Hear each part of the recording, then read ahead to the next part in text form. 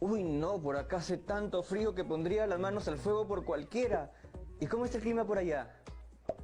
Uy, qué rico, calorcito. Primo, ya te tengo que colgar porque estoy aquí en medio de algo muy importante. Nos vemos. Ya, gracias, chao. Hola amigas y amigos de tercero de secundaria. ¿Cómo están? Yo aquí con un frío que parecen dos. Seguro que muchos de nosotros tenemos familia o amigos en diferentes regiones del Perú, o incluso en el extranjero. Hace un rato estaba hablando con un primo que se acababa de mudar a otro país y me estaba contando que donde vive él ya está empezando el calorcito. También me dijo que allá no hay ciertas frutas o animales que podemos encontrar aquí, y esas diferencias están influyendo en sus hábitos alimenticios, en su salud y en otras cosas más. Entonces su proceso de adaptación no está siendo tan fácil que digamos. Y yo me quedé pensando en qué tan difícil será adaptarse a una determinada zona climática. Luego me puse más filósofo y preguntaba, ¿cómo impactarán nuestras actividades económicas en la diversidad climática? ¿Y cómo encuentra uno o una la armonía entre nuestras actividades y los recursos que nos ofrecen los ecosistemas locales o de nuestra región? Me han pasado un video bastante bueno que me va a ayudar a analizar mejor estas dudas. ¿Quieren verlo ustedes también? Vamos entonces con el video. ¿Sabías que en estas zonas donde no existe el bloqueador y hay harto sol existen dos tipos de bosques? El ecuatorial, conocido por ti y por muchos como la selva, y también el tropical. ¿Quieres saber mucho más sobre biomas y bosques? Entonces presta atención al siguiente video que a continuación te lo explico todo. El bosque ecuatorial o la selva se caracterizan por la infinidad de variedad de especies. Estas pueden ser vegetales o animales, sobre todo de aves e insectos. Predominan también las especies arbóreas. Tranquila, Helga, las especies arbóreas son un conjunto de plantas con tallo leñoso. ¿Entendiste, Helga? Ok, mejor te daré unos ejemplos. Por ejemplo, están los tallos leñosos, como la caoba o el cedro. En la selva ecuatorial se encuentran los árboles más altos y son realmente inimaginables, ya que alcanzan a veces los 70 metros de altura. Ya casi tocan el cielo y como son tan gigantes impiden que la luz llegue a sus parientes. ¿Sabes quiénes son? Las demás plantas y árboles de menor tamaño. Esto determina que el resto de las especies vegetales varíen su altura. Ahora imagina esta organización por tamaños, pero con árboles y otras especies vegetales. Ah, y obviamente no en el cole, sino en la selva. Ahora nos centraremos en la flora del bosque ecuatorial. Al decir flora, me refiero a lo que tú conoces como plantas. Te cuento que bajo los árboles más altos está la subselva. Y por si acaso no es la que reemplaza cuando la selva mayor se va de rumba, cuando se oculta el sol. Esta subselva está compuesta por árboles adaptados a la sombra. Profesor, cuéntenos más. Entretejidas en las ramas de los árboles se encuentran las lianas, plantas trepadoras silvestres que junto con las ramas de los árboles sirven de sustento a las plantas epífitas. Este tipo de planta crece adherida a los árboles y extrae sus nutrientes de agua que gotea de ellos. Más abajo se encuentran las hierbas y los retoños que sobreviven en la sombra. Como la capa de los árboles perennes absorbe la mayor parte de luz, pocas plantas crecen en el piso de la selva. Ahora pasemos a hablar sobre la fauna del bosque ecuatorial. La variada y rica vegetación que ofrece esta selva le da un mejor hábitat a miles de especies de animales que viven por allí. Por eso se organizan de acuerdo a su mejor zona de confort. Es decir, los animalitos van a vivir donde mejor les parezca. O bueno, donde mejor se adapten. Por ejemplo, podemos encontrar la fauna del suelo. En estos lugares viven insectos, gusanos, lombrices y arañas.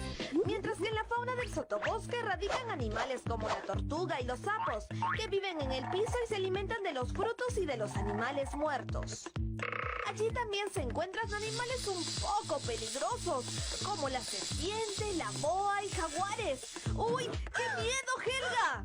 Y si les pareció poco, tienen que saber que en esta zona también viven los zorros, con sus amigos los venados, los jaguares, armadillos, sajinos, entre muchos otros, que de vez en cuando, para no perder la costumbre, se animan a jugar una pichanguita. Por otra parte, en la fauna de los troncos encontramos animales animalitos mucho más traviesos y divertidos, como los monos, zarigüeyas y ardillas, que se refugian en los huecos de los árboles. ¿Ves, Helga? Así como esa ardilla que salió del árbol. Y por último, tenemos a la fauna de las coronas. Aquí podemos encontrar animales de alas y buen viento, como los tucanes, loros, papagayos, murciélagos y águilas. ¿Has pensado en cuál de estas zonas te gustaría pasar un día? ¡Wow! ¡Qué alucinante la diversidad de animalitos que puede haber en la selva! Algún día me gustaría estar en la zona de las coronas para ver a los tucanes y loros. Pero ya que hablamos de la flora y la fauna del bosque ecuatorial o selva, pasaremos a hablar sobre el bosque tropical. ¿Sabías que el bosque tropical se encuentra en zonas donde hay altas temperaturas durante todo el año? Hay estaciones mucho más secas y definidas, es decir, llueve, y estas lluvias terminan influyendo en la vegetación. Aunque también está dividida por zonas, existen árboles de menor tamaño, aproximadamente de 10 a 30 metros. Este bosque sirve de transición entre las selvas y la sabana. Lo sé, no es lo que estás pensando. Sabana, escucha bien, sabana se refiere a los campos donde abundan los pastos y semillas. Ahí no hay agrupaciones continuas de árboles y tampoco hay camas. En cuanto a la fauna de los bosques tropicales, los árboles se encuentran más distanciados. Y no porque hagan distancia, sino porque pierden hojas durante la época seca. En el bosque tropical abundan los árboles, arbustos y epífitas. ¿Las epífitas se comen? ¡Claro que no, Helga! Las epífitas son unas plantas que crecen sobre otras plantas. O sea, nunca las dejan plantadas porque no enraizan sobre el suelo.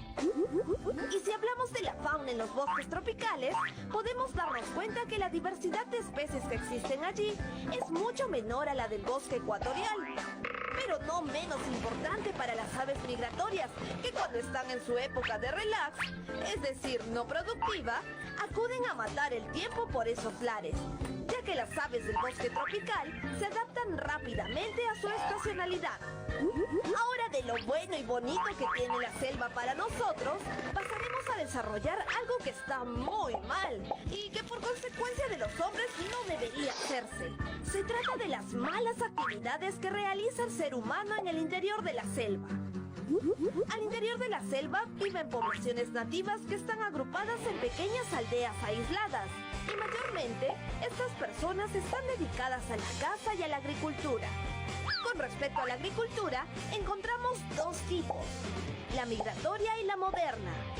Helga, ¿quieres saber cuál es la diferencia entre ellas? Pues entonces te explico enseguida. La agricultura migratoria es un tipo de agricultura tradicional. ¿Sabes por qué? Porque emplea instrumentos sencillos. Por ejemplo, en este tipo de agricultura, Helga puede utilizar un palo de cavar, la hoz, machetes y en la misma tierra puede cultivar yuca, maíz, camote y a esto se le conoce como policultivo.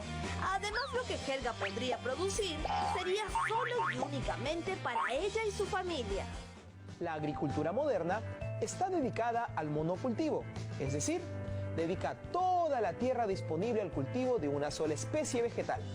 Este tipo de agricultura desplaza a los cultivos de subsistencia, llegando a perjudicar a la población nativa. Además, este tipo de agricultura cultiva de acuerdo con la demanda del mercado exterior. Las zonas templadas reciben este curioso nombre porque se diferencia el invierno, verano, otoño y primavera. En estas zonas no podrías confundirte, ya que en verano hay sol, en invierno llueve, en otoño caen las hojas de los árboles y en primavera todo florece. La vida en estas zonas templadas es bien chévere y agradable.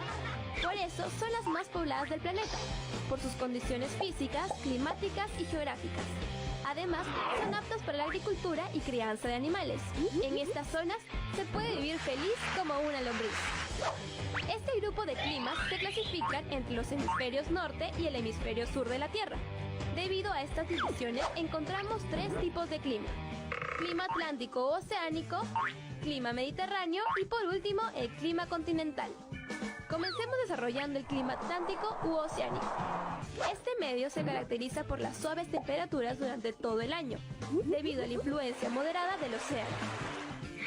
Estas zonas carecen de estaciones secas, o sea que carecen jornadas calurosas y soleadas.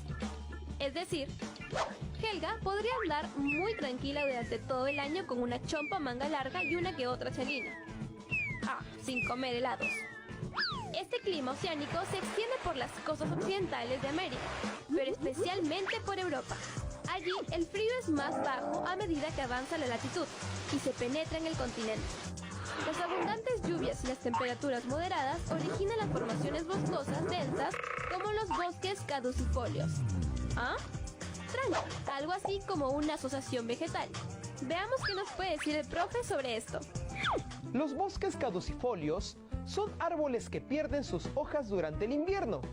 Cuando las hojas de los árboles caen, dejan los suelos cubiertos de hojarasca, la cual se descompone por defecto de la humedad, los hongos y las bacterias.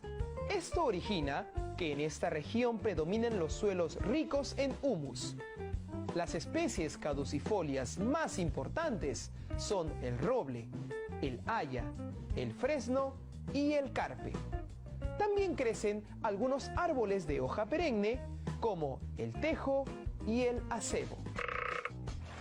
Ahora pasaremos a hablar del clima mediterráneo.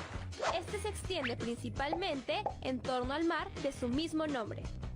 En esta zona se presentan inviernos más o menos suaves y veranos cálidos.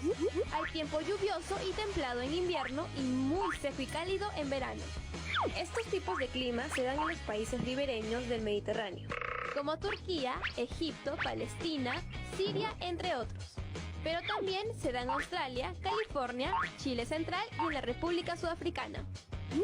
Aquí, a pesar de que no hay abundantes lluvias, no es motivo suficiente para el desarrollo vegetativo, y es que las plantas crecen y desarrollan mecanismos de adaptación. Por ejemplo, el bosque mediterráneo está compuesto por matorrales.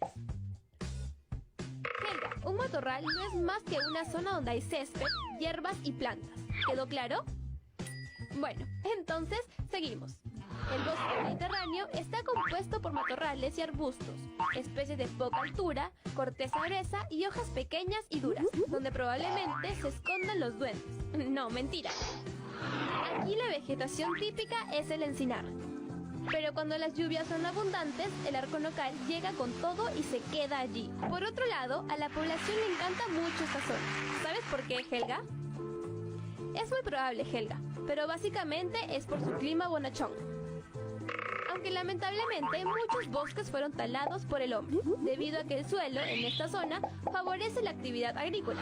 Por esta razón, la vegetación de tipo arbustivo es muy pobre. Una pena. Chicos, interesante, ¿verdad? Bueno, hasta el momento hemos hablado de dos climas, el Atlántico, Mediterráneo, pero nos falta hablar de uno más. ¿Sabes cuál es? No te preocupes, porque para eso estoy yo aquí, para ayudarte. El clima que nos falta desarrollar es el clima continental. Este clima posee temperaturas contrastadas. En invierno hace mucho frío y puede llegar hasta los -3 grados centígrados. En verano es muy caluroso y cálido. Este clima se localiza en el interior de los continentes y abarca gran parte de Europa, Asia y América del Norte.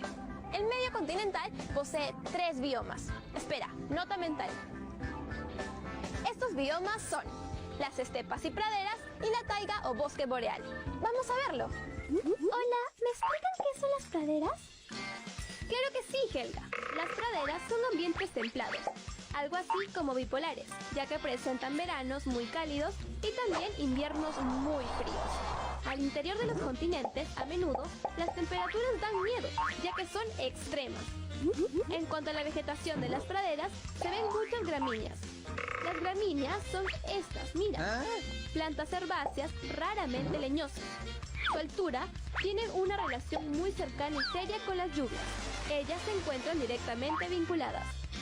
Los ambientes de las praderas facilitan el movimiento de los animales herbívoros grandes que viven en manadas. En cambio, a los animalitos pequeños les cuesta un poco más vivir en las praderas, ya que cavan madrigueras y viven en colonias. Y por cierto, ¿sabías que las praderas de América del Norte son originarios los bisontes, el tejón americano y la mofeta rayada? Mientras que las estepas son territorios llanos de vegetación, que para su mala suerte carecen casi por completo de árboles. Sus suelos son ricos en minerales, aunque carecen de materia orgánica. ¡Ay, qué penita! Pero no todo es tan malo, ya que de las estepas de Euroasia son originarios los caballos salvajes. Ahora bien, expliquemos la taiga o bosque boreal. Esta se encuentra en el hemisferio norte de alta latitud, donde los inviernos son muy, pero muy largos y fríos. La taiga está compuesta por coníferas. Las coníferas son árboles en forma de conos, pero no de cumpleaños, ya que estos árboles son considerados los más altos de la Tierra. ¡Wow! ¡Súper margaritos! Entre los animales que habitan en la taiga se encuentra el lince boreal y el supercastor. Cabe resaltar que algunas especies de este territorio invernan y otras emigran durante el invierno. Helga, pero de todas ellas, la zona que más nos interesa saber son las praderas. Por eso, preguntémosle al profe qué más nos puede decir sobre ellas.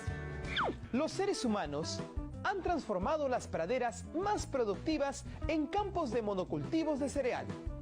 En cambio, en las praderas menos productivas, la vegetación natural ha sido sustituida por plantas forrajeras de gran rendimiento debido al control de plagas, el riego y otras prácticas intensivas. Además, se han eliminado las manadas de herbívoros salvajes para reemplazarlos por grandes cantidades de rebaños de ganado sedentarios que se agrupan en áreas cercadas y pastan siempre en la misma superficie, lo que han terminado por deteriorar el sistema de pradera. Hemos dicho hasta ahora que las zonas templadas presentan un paisaje natural, a veces cambiado por el ser humano, debido a que sus condiciones ambientales bonachones.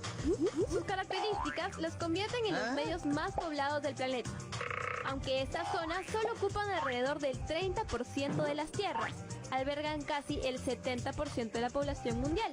Obviamente, la mayoría de los habitantes trabajan y viven en las ciudades. Por eso, ahora veamos cómo es que los habitan. Primero veamos el medio oceánico. Este es el más poblado y por lo tanto el que más modificaciones ha sufrido, ya que muchos bosques se han talado para obtener madera o para ser reemplazados por cultivos, zonas de pastos, ciudades, fábricas y hasta vías de comunicación. De estos malos actos tampoco se han escapado el interior de la zona mediterránea, y es que también se talaron bosques. ¿Para qué? Buena pregunta, Helga. Pues para crear campos de cultivos de trigo, vid y olivo, y también zonas de pasto para la alimentación del ganado. En estas zonas también se han desarrollado huertas en las que se cultivan hortalizas, verduras, legumbres y frutas. Otra de las cosas que se ha transformado en esta zona ha sido la actividad del turismo. En lo que respecta al medio continental, la pradera es la zona de clima continental más humanizada, ya que allí se encuentran ciudades, extensos campos de cultivos y explotaciones ganaderas. El sobrepastoreo en las praderas ha eliminado gran cantidad de plantas autóctonas y ha deteriorado el martillo de humus que recubre el suelo. Asimismo, la falta de agua y de nutrientes necesarios hace que se reduzca la cubierta vegetal y se erosione el suelo, lo que ha llevado incluso a la desertificación.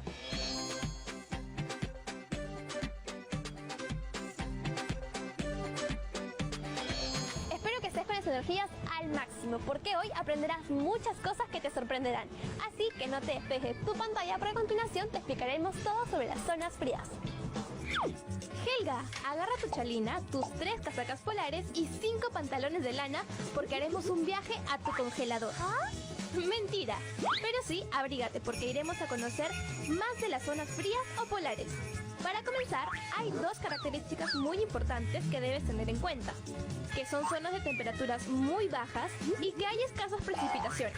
O sea, ahí todo es nieve y más nieve. Sí, es normalazo pasar por aquí y ver que estamos bajo cero.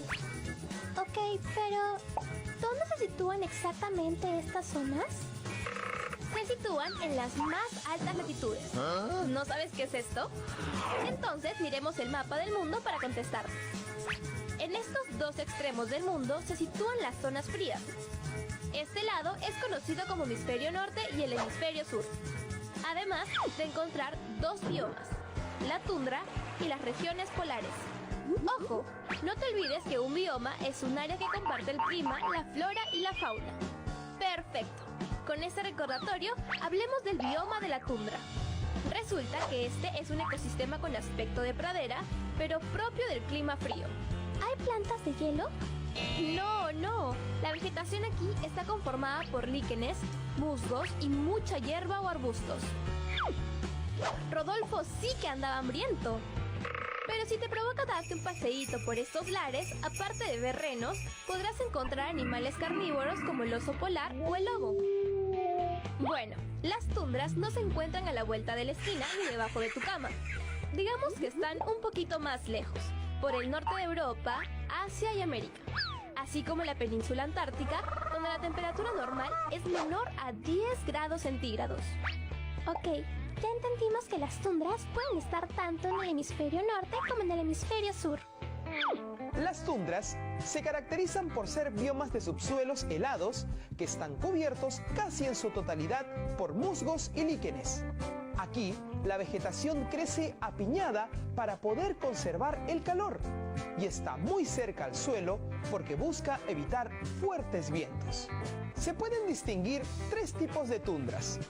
La alpina, que se encuentra principalmente en los espacios montañosos. La ártica, que se encuentra en zonas más bajas. Y por último, la antártica, donde la biodiversidad es muy escasa. Existen dos regiones polares, la región ártica, en el polo norte, y la región antártica, en el polo sur. ¿Y qué crees que puedas encontrar en estas zonas? Seguro te cruzas con pingüinos, iglúes, osos polares, muñecos de nieve, en fin. Para que lo comprendas mejor, vayamos al hemisferio norte. En este hemisferio podrás encontrar el polo norte y también la región ártica, donde por cierto se encuentran Canadá, Alaska, Rusia y Suecia. Cuando escuchas sobre el polo norte, ¿qué es lo primero que se te viene a la mente?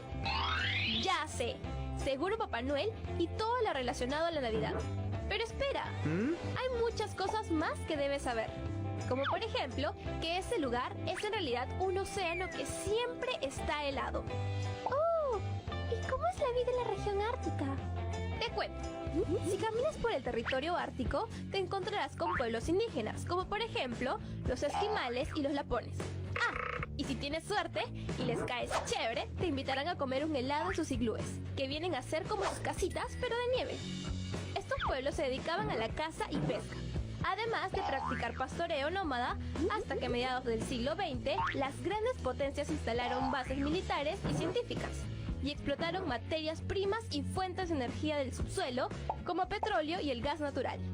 Pero agarremos nuestro trineo y ahora vayamos hasta el hemisferio sur, donde se encuentran la Antártida y el Polo Sur. Tienes que saber que este lugar es un continente recubierto de hielo y nieve rodeado de agua.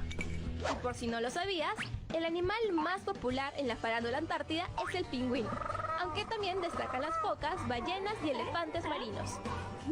Aparte de ellos, el continente está deshabitado.